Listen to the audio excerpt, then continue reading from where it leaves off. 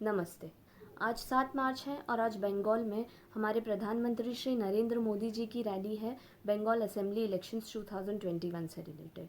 आज उनकी इस रैली में बंगाल के कई लोग शामिल होंगे, अपनी कई उम्मीदें लेकर उनके सामने आएंगे।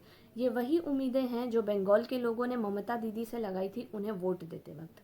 लेकिन पिछले 10 सालों में ममता दीदी ने बंगाल के लॉ एंड ऑर्डर सिचुएशन को केवल बिगाड़ा ही है। पिछले 10 सालों में उन्होंने बंगाल में एक इंडस्ट्री भी शुरू नहीं की। और कुछ ही दिन पहले की बात है कि एक 82 ईयर ओल्ड वुमेन पर वहाँ पे टीएमसी कार्यकर्ताओं के द्वारा उनसे मारपीट की गई, उन पे हाथ उठाया गया क्योंकि उनका बेटा बीजेपी का कार्यकर्ता था। और कई महीनों से हमने देखा है कि हमारे फार्मर्स दिल्ली बॉर्डर्स पे बैठे हैं सेंट्रल गवर्नमेंट के खिलाफ प्रोटेस्ट में। उस प्रोटेस्ट का फ़ायदा कई लोगों ने उठाया, कई ओपोजिशन वालों ने उठाया। उनमें से एक ममता दीदी भी थी। ममता दीदी ने कई रैलियां बंगाल में निकाली सेंट्रल गवर्नमेंट के खिलाफ उनसे सवाल पूछते हुए।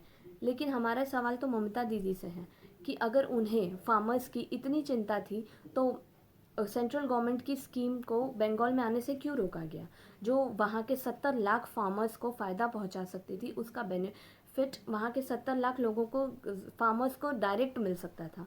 तो इसे ममता दीदी ने क्यों रोका? ममता दीदी अपनी पॉलिटिकल आइडियोलॉजीज़ को आगे बढ़ाने के लिए, नरेंद्र मोदी जी को नीचा दिखाने के लिए बंगाल के लोगों की चिंता नहीं करती। वहाँ के फार्मर्स की चिंता उन्होंने नहीं की। सिर्फ फार्मर्स की स्कीम ही नहीं, और भी कई स्कीम देखे गए हैं जो ममता दीदी ने, सेंट्रल गवर्नमेंट की कई स्कीम जो ममता दीदी ने बंगाल में आने से पहले ही रोक दी। तो अब बंगाल के लोग ममता दीदी से थक चुके हैं। अब उन्हें उम्मीद है हमारे प्रधानमंत्री श्री नरेंद्र मोदी जी से कि अब वो आएंगे, कुछ बदलाव लाएंगे और बंगाल के लोगों का भला करेंगे। तो हमारी उम्मीद भी नरेंद्र मोदी जी से यही है कि आप आएँ, बंगाल के लोगों की तकलीफ़ें सुने, समझे, जाने और उनकी इन तकलीफ़ों को दूर भी करें। जय हिंद, जय भारत। और ममता दीदी, ये खास आपके लिए। जय श्री राम।